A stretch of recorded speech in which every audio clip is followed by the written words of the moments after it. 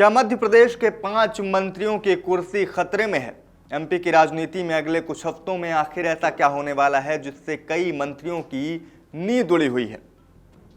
क्या कुछ मंत्रियों की कुर्सी सिर्फ इसलिए खतरे में है क्योंकि उनका प्रदर्शन खराब रहा, या फिर इसके पीछे 2028 विधानसभा चुनाव की बड़ी रणनीति भी छिपी हुई है? और सबसे बड़ा सवाल ये कि क्या मुख्यमंत्री मोहन यादव अपनी पसंद की टीम बनाने की तैयारी कर रहे हैं? क्योंकि संकेत साफ है। मुख्यमंत्री खुद कह चुके हैं कि मंत्रियों के कामकाज की समीक्षा हो रही है और मानसून सत्र के बाद बड़ा फेरबदल संभव है। यानी अब मध्य प्रदेश की राजनीति में सिर्फ मंत्री नहीं बदलेंगे, बल्कि सत्ता के समीकरण भी बदलते हुए नजर आ सकते हैं। अब इस वीडियो में आपको विस्तार से बताते हैं कि किन मंत्रियों की कुर्सी खतरे में है, किन मंत्रियों का मंत्रालय बदला जा सकता है और किन चेहरों पर भाजपा दांव लगा सकती है और उनके पीछे की वजह क्या है। नमस्कार, मेरा नाम शिवम द्विवेदी और आप देख रहे हैं अमर उजाला। कहानी को आपको शुरुआत से समझाते हैं। दिसंबर 2023 में जब बीजेपी ने मोहन यादव को मुख्यमंत्री बनाया तो ये फैसला कई लोगों के लिए चौंकाने वाला था। रेस में बड़े बड़े नाम थे, लेकिन पार्टी ने तीसरी चौथी पंक्ति के नेता माने जाने वाले मोहन यादव पर दांव खेला और तब से लेकर आज तक एक सवाल एमपी की सियासत में लगातार सुर्खियों में रहा है, और वो ये कि क्या मोहन यादव पूरी तरह अपनी टीम के साथ काम कर रहे हैं या फिर उन्हें विरासत में मिली राजनीतिक परिस्थितियों के साथ समझौता करना पड़ रहा है। क्योंकि उनकी कैबिनेट में कई ऐसे नेता हैं जिनका राजनीतिक कद मुख्यमंत्री से बड़ा माना जाता है, चाहे वो कैलाश विजयवर्गीय हों, प्रहलाद पटेल हों या फिर कुछ और वरिष्ठ नेता। ऐसे में इन नेताओं का असहज होना भी लाजिमी है। और अब सरकार को जब 2.5 साल पूरे होने जा रहे हैं तो माना जा रहा है कि मुख्यमंत्री अपनी टीम को नए सिरे से आकार देना चाहते हैं। लेकिन यह सिर्फ मुख्यमंत्री की इच्छा नहीं, बल्कि इसके पीछे बीजेपी का चुनावी गणित भी शामिल है। राजनीतिक जानकारों की माने तो भाजपा इस फेरबदल के जरिए कई राजनीतिक और संगठनात्मक समीकरण साधने की कोशिशों में है, और उनमें 2028 का विधानसभा चुनाव भी शामिल है। चुनाव में भले ही अभी 2.5 साल का समय है, लेकिन भाजपा की रणनीति अभी से शुरू हो चुकी है। इसके साथ ही पार्टी इस फेरबदल के जरिए कुछ और समीकरणों को अपने पक्ष में करना चाहती है। कौन से समीकरण वो है, पहले वो भी समझाते हैं आपको। सबसे पहला है सरकार में बुंदेलखंड के प्रतिनिधित्व को बढ़ाना, जिसके लिए बुंदेलखंड से कुछ नए चेहरों को मंत्रिमंडल में शामिल किया जा सकता है। दूसरा है ओबीसी वोट बैंक को साधने की कोशिश। पार्टी में मंत्रिमंडल विस्तार के माध्यम से ओबीसी वोट बैंक पर अपनी पकड़ मजबूत करने की कोशिशों में बीजेपी लगी हुई है। तीसरा है महिला प्रतिनिधित्व को बढ़ावा देना। भाजपा आधी आबादी पर अपना पूरा फोकस बनाए हुए है और महिला प्रतिनिधित्व पर इसीलिए अधिक काम किया जा रहा है। इसीलिए मंत्रिमंडल में कुछ नए महिला चेहरों को भी शामिल किया जा सकता है। इसके साथ ही 2027-28 के निकाय और पंचायत चुनाव, अगले साल होने वाले नगरीय निकाय चुनावों को लेकर भी पार्टी ने रणनीति बनाना शुरू कर दिया है और मंत्रिमंडल विस्तार में इस पर भी पूरा फोकस किया जाएगा। और सबसे अहम जो है वो सिंधिया खेमे और भाजपा के वरिष्ठ नेताओं के बीच संतुलन बनाना है। मौजूदा कैबिनेट में सिंधिया समर्थक नेताओं की मजबूत मौजूदगी है। फेरबदल में पार्टी को यह प्रभाव बनाए रखते हुए संगठन के पुराने नेताओं को भी संतुलित प्रतिनिधित्व देना होगा, यानी सिंधिया खेमे के साथ मूल भाजपा के नेताओं को भी वरीयता यहां पर देनी होगी। अब बात करते हैं उन मंत्रियों की जिनकी कुर्सी खतरे में मानी जा रही है, और इनमें सबसे पहला नाम आता है विजय शाह का। विजय शाह बीजेपी के वरिष्ठ आदिवासी नेता हैं और लंबे समय से पार्टी की राजनीति का अहम चेहरा रहे हैं। लेकिन हाल के महीनों में वो अपने कामकाज से ज्यादा विवादित बयानों के कारण चर्चा में रहे। कर्नल सोफिया कुरैशी को लेकर दिया गया बयान राष्ट्रीय स्तर पर विवाद का कारण बना। विपक्ष ने जमकर हमला बोला और मामला अदालत तक पहुंच गया। इस मामले में सुप्रीम कोर्ट की टिप्पणियां भी सुर्खियों में रहीं। बीजेपी आमतौर पर ऐसे विवादों से बचना चाहती है जो राष्ट्रीय स्तर पर पार्टी की छवि को नुकसान पहुंचाए, और यही वजह है कि राजनीतिक गलियारों में इनकी स्थिति को लेकर चर्चाएं तेज हैं और उनकी कुर्सी को लेकर भी सवाल उठ रहे हैं। हालांकि उनके साथ एक प्लस पॉइंट ये है कि आदिवासी समाज का चेहरा होने के कारण पार्टी उनके खिलाफ फैसला लेने से पहले कई बार सोचेगी, जैसा अब तक होता आया है। क्योंकि पहले भी कई बार इनका इस्तीफा मांगा गया, लेकिन पार्टी ने ऐसा कोई एक्शन लिया नहीं है। दूसरे नंबर पर आते हैं दिलीप अहिरवार। दिलीप अहिरवार पहली बार विधायक बनकर सीधे मंत्री बने थे, लेकिन मंत्री बनने के बाद उनसे जो उम्मीदें थी वो पूरी होती नहीं नजर आई हैं। सूत्र बताते हैं कि विभागीय समीक्षा में उनका प्रदर्शन प्रभावशाली नहीं माना गया। सरकार जब परफॉर्मेंस रिपोर्ट तैयार कर रही है और उसके आधार पर संदेश देना चाहती है तो ऐसे नेताओं पर सबसे पहले नजर जाती है, और इसीलिए उनकी कुर्सी को लेकर भी अब सवाल खड़े हो रहे हैं। तीसरे नंबर पर आती हैं प्रतिमा बागरी। प्रतिमा बागरी विंध्य क्षेत्र से आती है और इनका नाम पिछले कुछ समय से विवादों में रहा है।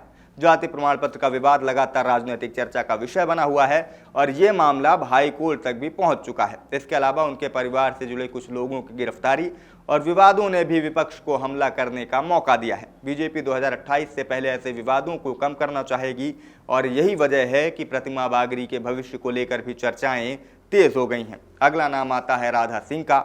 राधा सिंह भी पहली बार की विधायक हैं और विधायक बनकर मंत्री बनी है। महिला प्रतिनिधित्व को बढ़ाने के लिए उन्हें मौका दिया गया था, लेकिन जो परफॉर्मेंस रिपोर्ट तैयार की गई है उसमें उनके विभागीय प्रदर्शन को लेकर सवाल खड़े हुए हैं और अगर पार्टी महिलाओं को और मजबूत प्रतिनिधित्व देना चाहती है तो नई महिला चेहरों के जगह देने के लिए कुछ बदलाव संभव है। और एक नाम एदल सिंह कंसाना का भी है। थोड़ा आपको अचरज होगा इस नाम पर, लेकिन सूत्र यही बताते हैं कि एदल सिंह कंसाना का नाम भी विवादों की वजह से चर्चा में है।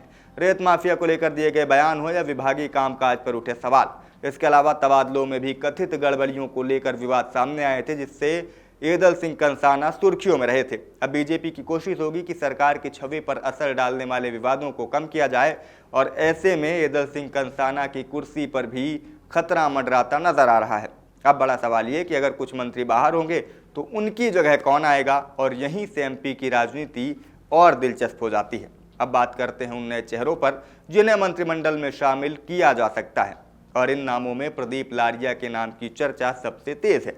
जैसा कि हमने आपको पहले बताया था कि बुंदेलखंड में प्रतिनिधित्व बढ़ाने पर बीजेपी काम कर रही है और बुंदेलखंड के प्रतिनिधित्व को बढ़ाने के समीकरण पर अगर भाजपा काम करेगी तो सबसे मजबूत नाम प्रदीप लारिया का ही माना जा रहा है। सागर क्षेत्र में उनकी पकड़ भी मजबूत है और संगठन में भी प्रदीप की अच्छी पैठ मानी जाती है, जिसका फायदा उन्हें मिल सकता है। और सबसे बड़ी बात यह कि उनकी एंट्री से बीजेपी बुंदेलखंड में संदेश दे सकती है कि क्षेत्र की उपेक्षा मंत्रिमंडल में नहीं हो रही है। दूसरे नंबर पर हैं बृजेंद्र प्रताप सिंह।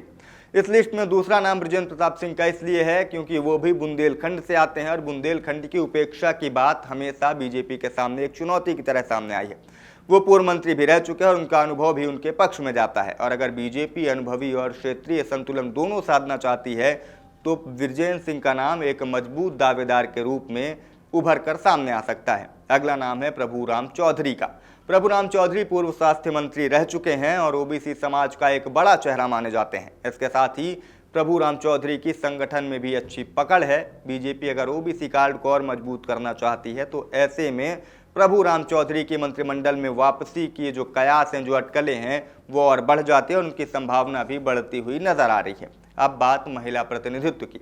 महिला प्रतिनिधित्व को बढ़ाने के लिए जिन नामों की चर्चा है उनमें अर्चना चिटनीस और रीति पाठक का नाम शामिल है। अर्चना चिटनीस बीजेपी के वरिष्ठ महिला नेता हैं और उनका लंबा राजनीतिक अनुभव रहा है। इसके साथ ही मालवा क्षेत्र में उनका प्रभाव है और अगर पार्टी महिलाओं की भागीदारी बढ़ाना चाहती है तो अर्चना चिटनीस सबसे स्वाभाविक विकल्पों में शामिल होंगी। बात करें रीति पाठक की तो रीति पाठक विंध्य क्षेत्र से आती हैं। सीधी की पूर्व लोकसभा सांसद रह चुकी हैं और विंध्य क्षेत्र में एक बड़ा महिला चेहरा के तौर पर उन्हें देखा जाता है। इसके साथ ही संगठन में भी रीति का अच्छा समन्वय माना जाता है। ऐसे में मंत्रिमंडल विस्तार को लेकर उनके नाम की चर्चा भी तेज है। इस लिस्ट में एक और नाम है जिस पर भाजपा दांव लगा सकती है और वो नाम है मालिनी गौड़ का। मालिनी मालवा की राजनीति में प्रभावशाली नेत्री मानी जाती है और इंदौर जैसे महत्वपूर्ण क्षेत्र से उनका जुड़ाव है। महिला नेतृत्व के तौर पर उनकी स्वीकार्यता भी है और इसलिए उनका नाम भी संभावित मंत्रियों की सूची में लगातार बना हुआ है।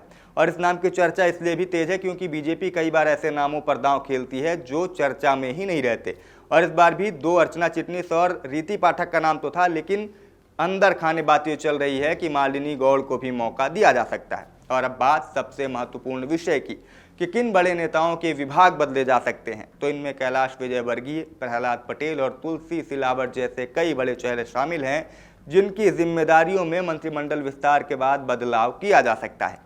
क्योंकि कई बार सरकारें सिर्फ नए मंत्री नहीं लाती बल्कि शक्ति संतुलन भी बदलती हैं।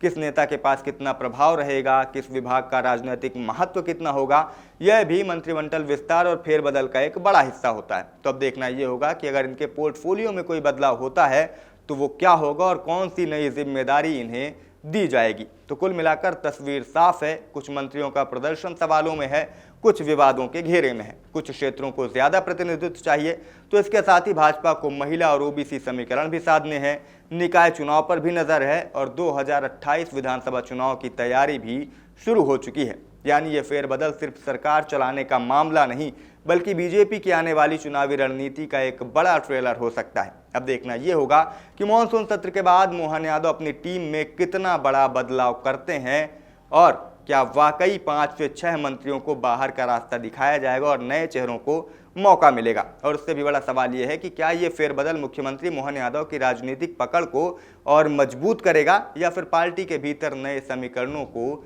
जन्म देगा।